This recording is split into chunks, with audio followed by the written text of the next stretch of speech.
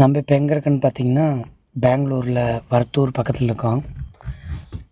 இங்கே வந்து இந்த பில்டிங்கில் 4th ஃப்ளோர்லேருந்து எலச்சிபாளையம் டெலிவரி பண்ணுறதுக்கு, ஹவுஸ் ஹோல்டு டெலிவரி பண்ணுறதுக்கு வந்திருக்கோம்.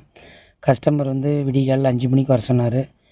நம்ம 2:50க்கே போயிட்டோம். அதனால் வந்து வண்டியிலே படுக்கலான்ட்டு பின்பக்கம் அப்படியே பெட்ஷீட் விரித்து போட்டு படுத்தாச்சு. நம்ம காலையில் கஸ்டமர் வந்து 5:15க்கு எழுப்பி விட்டார் அவராகவே.